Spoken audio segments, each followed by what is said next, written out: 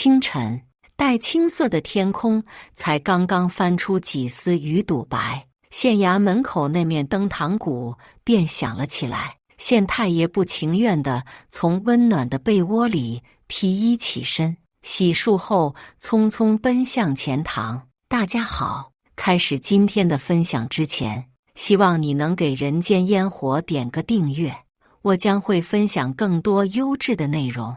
堂下跪着一位模样秀美的少妇，她脸色悲戚，为雨泪先流。县太爷啪地拍了一下惊堂木，问道：下方所跪何人？为何是击鼓鸣冤？堂下女子含泪磕了一个头，说：回大人话，民妇苏秀秀乃城东周记珠宝斋的少夫人。我相公周正昨日夜里突然暴毙，我想报官请仵作验尸，但我婆婆死活不愿意，说死者为大，须得尽早入土为安。我婆婆说要请师傅走脚，送我相公回湘西陈州。大人，我相公身体一向强健，突然暴毙，着实死得蹊跷。我婆婆本为我相公继母，两人平日里关系就不算融洽，如今她又着急忙慌，想要把我相公的遗体送走。我怀疑婆婆谋害我相公性命，求大人为民妇做主，为亡夫讨个公道。县太爷看到立在一旁的师爷脸色微变，知道事情不简单，细细询问了一番苏秀秀，便寻了个理由，暂时打发了他，宣布退堂。回到后衙，师爷眼神敬畏地说：大人，这事有点棘手，走脚即是赶尸，由专门的赶尸匠带领客死他乡的人走回故乡，落叶归根。咱们若横插一手，惊扰了亡灵，会遭报应的。县太爷将信将疑，竟有这等事，死人还能自己走回去，奇哉怪哉。师爷点头说：是真的，我年轻时走夜路，有一次就遇到了赶尸，前后两个赶尸匠，一个带路，一个护送，中间排着5具尸体，每隔6、7尺一个。这些尸体蹦蹦跳跳，脚底打飘，县太爷听得后背凉津津的。隆冬的天气，他竟然起了一层薄汗。他想了想，又说：你说赶尸匠一次赶好几具尸体，可苏秀秀说她婆婆花了大价钱，要求赶尸匠必须今日出发，只送周正一人回乡，如此急切，确实不合常理。这事儿咱不能不管了。深夜子时，夜风吹着周记珠宝斋屋檐下的白帆翻卷飘飞，白灯笼里的烛光摇摇曳曳，平添几分凄凉。大门吱呀一声打开了，里头缓缓传来一阵叮铃铃的铃声和低沉的敲锣声。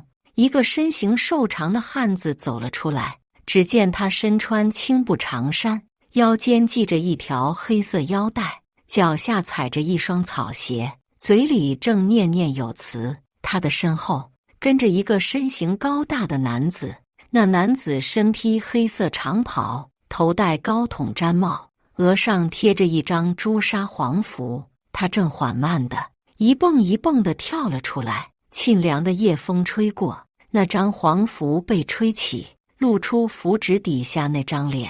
躲在州府外头那棵巨大合欢树后的县太爷和师爷吓得脸色发白，噤若寒蝉。他们早已看过周正的画像，符纸被吹开的那一刹那，他们借着清冷的月光看得清清楚楚。那张脸虽然有些干瘪，但确实是周正无疑。县太爷额头冒冷汗，跟师爷对视了一眼，硬着头皮跟上去。赶尸匠走在前头，一边念着让人听不懂的咒语，一边撒黄纸。他领着周正缓慢地往偏僻的地方走，因为有招魂铃和小阴锣开道，百姓们早已闭门锁户。黑夜里，只有赶尸匠和周正拖得老长的影子在移动，说不出的瘆人。县太爷和师爷就这么跟着赶尸匠和周正走了一夜，直到晨光微曦时，他们赶到了一家大门敞开的客店，两人跟过去，正要踏入店门时，里头一个跑堂伙计走出来，低头作揖说：“客官对不住了，咱这家店是赶尸客店，只供赶尸匠和死尸入住，还望两人客官前往2里开外的客栈歇脚。”县太爷和师爷只能悻悻地掉头走出来，才刚走出几步，县太爷突然喊了一声：“不对！”他转头奔回店里，指着客店大堂那张桌子上的酒菜说：“刚才是何人在这里喝酒？”跑堂陪笑说：“这风刀子刮得慌，赶尸匠要喝点烧酒暖和暖和。我和掌柜闲着无事，便陪他喝了几杯。”县太爷含着脸说：“既是3人喝酒，为何摆了4副碗筷？”这跑堂支支吾吾，说不出一个所以然来。县太爷一招手，远远跟着他们的一队官兵便跑了过来，将一干人全都押了回去。回了县衙，县太爷将惊堂木一拍，对着赶尸匠喝道：“下跪者何人？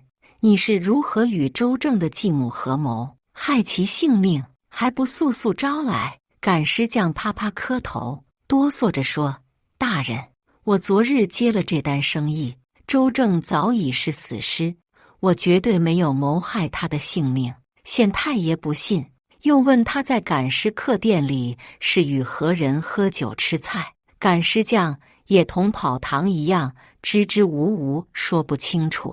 县太爷气恼之下，给他上刑。赶尸匠扛不住，哀嚎着全招了。只见赶尸匠站起身来，对着躺在地上的周正的尸体踢了一脚，一阵窸窸窣窣的声音传来，周正的头颅突然动了动，滴溜溜地滚向了桌案下方。满堂人被吓得失声惊叫。就在这时，周正身上的黑色长袍被掀开，从里头钻出一个身量约4尺长的男子。他瑟瑟地看了一眼赶尸匠，随后也跪了下来。赶尸匠指着这个矮个子男人身上背着的稻草架子说：“大人，赶尸这种秘术早已失传。我们所谓的赶尸，其实不是真的将尸体送回故乡，而是将尸体的头颅和4肢切割下来，用熏蒸的方法脱水，再用加热的朱砂封住七窍，延缓腐败。尸体的躯干和内脏我们已经挖坑埋了，这头颅和4肢就用木架扎上稻草，让我的徒弟背在身上，我们一起送死者回乡收殓。大人，我们做这行营生，实在是逼不得已，要不是为了养家糊口，谁会愿意跟尸体打交道？我上有老下有小，万万不敢冒险去谋害人命。刚才在客店里与我喝酒吃菜的，就是掌柜伙计和我这徒弟。切割尸身这般做法是行规，客店掌柜和伙计们都是知晓的，望大人明鉴。赶尸匠说，他们选择夜间出行，既是担心白天会惊扰了百姓，也是为了掩人耳目。毕竟不是每个主顾都能接受亲人尸身不全，但要千里迢迢护送全尸回故土，只有传说中的茅山派高人才能办得到。赶尸之所以被传得神乎其神，不过是赶尸匠们为了多挣一些钱而故意为之。说到底，赶尸匠挣的只是一份体力活的辛苦钱。县太爷看赶尸匠师徒2人言辞恳切，又有赶尸客店的掌柜伙计和苏秀秀家的奴仆为他们作证，一时也抓不住头绪。赶尸匠说，大人，有一句话我不知当讲不当讲。县太爷挥手示意他有话直说。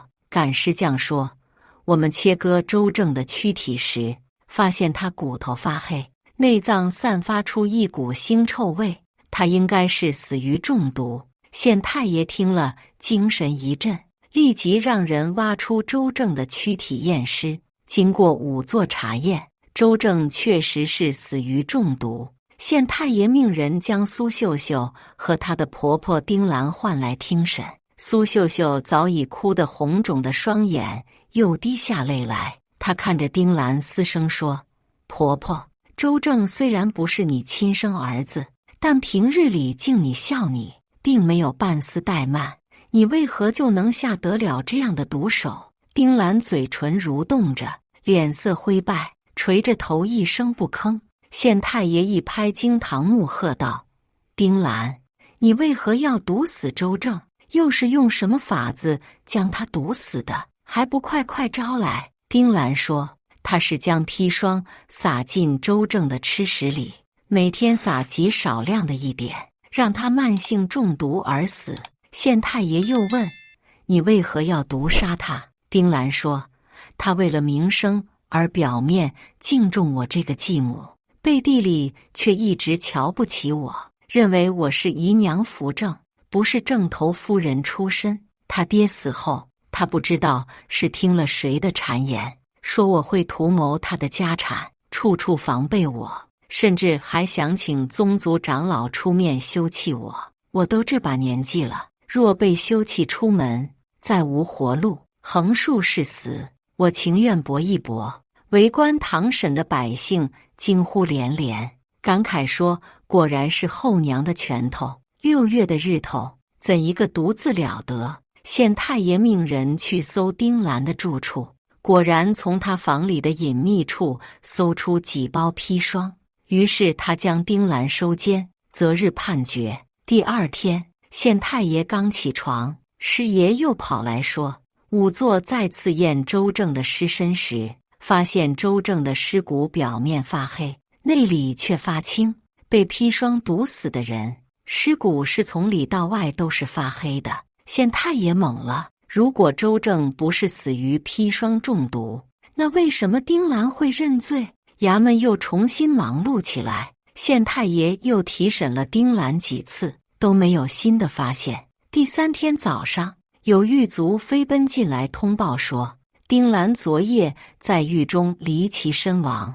县太爷大惊失色，周家到底是乡里有头有脸的乡绅之家，丁兰身为周家的宗父，县太爷让人将他单独关押在一个小牢房，除了狱卒，根本就没有人能接触到他。牢房完好如初，一点被动过手脚的痕迹都没有，而丁兰躺过的那张床稻草杂乱，看得出临死前他经过一场很痛苦的挣扎。县太爷百思不得其解，无奈之下，他又提审了苏秀秀。苏秀秀当堂痛哭说：“大人，我与相公相敬如宾，我毒害他对我有什么好处？再说了，事发那几天，我带着儿子在娘家省亲，娘家邻居和亲友都可以为我作证。我走前相公还好好的，我回来时他已经一命呜呼。我实在不知道是谁那么狠心，害死了我的相公。”县太爷给苏秀秀上刑，苏秀秀一边惨叫，一边泪如雨下，却始终坚持说自己没有谋害亲夫。县太爷也没辙了，再上刑只怕会出人命，落下一个屈打成招的罪名。这桩案子陷入了僵局，拖了些许时日。县太爷证据不全，也只能将苏秀秀释放了。谁料到过了一夜，就有下属来报信说，苏秀秀和他6岁的儿子离奇失踪了，2人丢命，2人失踪，一时整个县都人心惶惶。县太爷坐不住了，带着幕僚去了周家。周家的管家说，按照惯例，今天该是他向苏秀秀汇报内府开销的日子，谁知他问遍了府中下人，都说今天没有见过苏秀秀。他只好让一个婢女去苏秀秀房中找她。让他吃惊的是，婢女说房中空无一人。县太爷将周家里里外外都查探了一遍，在厢房后院的一口枯井里发现了苏秀秀的儿子。官差将他救上来时，他一脸呆滞，说不出话来，明显是惊吓过度。而苏秀秀依然不见踪影。他房间内的物实摆放有序，看不出有打斗的痕迹。一个大活人凭空消失了，生不见人，死不见尸。县太爷不信这个邪，可又一点头绪都没有。县太爷问管家：“最近周家可有什么异常的地方？”管家说：“府中近日倒没有什么异常状况。从少爷出事后，家里的生意就乱了，全靠着珠宝斋里的掌柜支撑着。偏偏老妇人也跟着出了事，可怜可叹。”离开周家时，县太爷看到花园里有2棵树桩，地上躺着2棵粗壮的树木，看那印记应该是切割不久的。他顺口问：“府中近日伐木了？”管家说：“是呀。”少夫人便吩咐工匠将这2棵珍贵的金丝楠木砍了，给老妇人和少爷打造2副棺材。没想到还没开始打造呢，少夫人也失踪了。作孽啊！回到县衙，师爷跑来禀报说，在周正的脚底板发现2个可疑的牙印，看牙痕似乎是被毒蛇咬过。他虽然吃过丁兰撒过砒霜的食物，但毒性尚不致死，他应该是被毒蛇咬死的。县太爷立即吩咐下属去查验丁兰，果然在丁兰的后颈上也发现了同样的牙印。之前因为被长发遮住了，仵作没有注意。县太爷精神振奋，带了一队人马再度赶往周家。他让捕快仔细地搜寻苏秀秀的房间，看看有没有毒蛇活动的痕迹。一番搜查下来，依然一无所获。县太爷愁得头发都快掉一地。离开周家时，他总觉得哪里不对劲，一直到走出周家大门，他才猛然反应过来，喊了一声：“不好！”他带人赶往城中唯一一家棺材铺，却被告知这2天没有人来定制棺材。县太爷心急如焚，传令全城戒严。总算在城门口将驾车载着2根树干的管家拦截了下来。他仔细查验，用手指在树干上敲了几下，命人将树干劈开，果然看到树干中空，苏秀秀躺在里面，已经气息全无。当初县太爷就觉得苏秀秀凭空消失，人肯定还在府中，但他们把周府里里外外翻了个遍，硬是没有找到苏秀秀。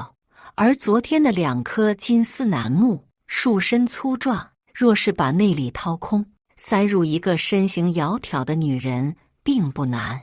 管家被捉拿归案，但无论如何用刑，他始终不肯说出是何人指使。寂静的深夜，管家住的牢房里，慢慢传来一阵轻微的窸窸窣窣的声音。被锁链铐住的管家惊恐地大声叫喊。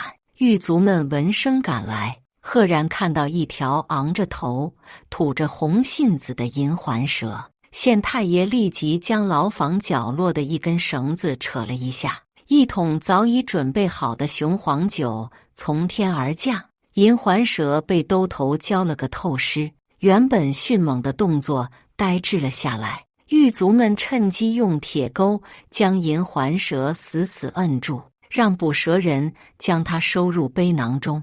县太爷传令逮捕城东柱郎中的小儿子祝清。祝清被带来公堂时，一副诚惶诚恐的样子，满脸委屈地申辩自己无罪。县太爷一拍惊堂木说：“祝清，昨夜我亲眼看到一只猎鹰抓着银环蛇飞旋，最后落到了牢狱屋顶。猎鹰用喙啄开了一片屋瓦，将银环蛇丢了下来，意图咬死周府管家。而1年前，你从驯鹰人手里买下过一只猎鹰。”祝清大呼冤枉！大人，即使我买过一只猎鹰，也不能证明我是凶手啊！县太爷冷笑：“近3年里，苏秀秀每次回平山娘家，你就也刚好去平山打猎，是不是太巧了？你与苏秀秀勾搭之事，周府管家已经全都招了，你还要抵赖吗？”祝清脸色惨白，额上渗出大颗大颗的汗珠来。原来周正平日里忙于生意，忽略了苏秀秀。寂寞的苏秀秀在一次回娘家踏青时，偶遇风流倜傥的祝清，两人很快就勾搭上了。祝清收买了周府管家，让他行方便给自己和苏秀秀幽会。可这奸情被苏秀秀的婆婆丁兰撞破。苏秀秀苦苦哀求丁兰不要告发她，并保证会跟祝清断绝来往。丁兰想着自己是续弦，丈夫比自己大20岁，也不知道哪天就一命归西了。将来她少不得要在继子和儿媳手里讨生活。为了拉拢苏秀秀，巩固自己的地位，她勉强答应了。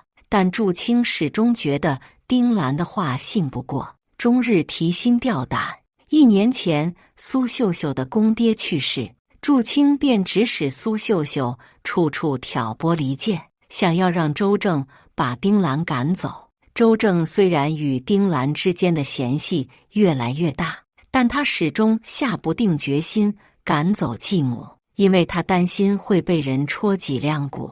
祝清心想，索性把周正解决了，再嫁祸给丁兰，这样他和苏秀秀不但能光明正大的在一起，还能独占周正的所有财产。祝清便日夜用特殊的法子训练自己的猎鹰，让猎鹰去野外叼来银环蛇，悄悄丢进周正的厢房里，将周正咬死。当县太爷扯着周正的事不放时，祝清担心丁兰会供出他和苏秀秀的奸情，索性让毒蛇用丁兰也一并害死了。丁兰死的那一夜，祝清得意忘形地跑来跟苏秀秀幽会，两人畅想着未来的美好日子，不料却被苏秀秀6岁的儿子无意间看到。任凭苏秀秀苦苦哀求，祝清也坚持要杀他的儿子灭口。苏秀秀的母性爆发，拖着祝清让自己的儿子逃命。祝清担心苏秀秀的儿子漏了口风，不但会功亏一篑，还会惹来杀身之祸。他动了杀心，索性一不做二不休，把缠着他不放的苏秀秀也一并掐死了。他去寻苏秀秀的儿子时，天色微亮，府中已经有下人醒来干活，他只得悄悄离开周家。临走前，他让管家把苏秀秀的尸体塞进树干里，趁没人没注意时拉到城外去扔了。公堂上一干人听得瞠目结舌，没想到一段奸情害死了3条人命，一条毒蛇毁灭了一家人。县太爷宣布了斩立决的判决结果时，祝清瘫软在地。天网恢恢，终究是疏而不漏。以上就是今天分享的故事，大家有什么想说的、想吐槽的，欢迎在下方评论交流，也更希望能给人间烟火点个订阅，我将会分享更多优质的故事内容。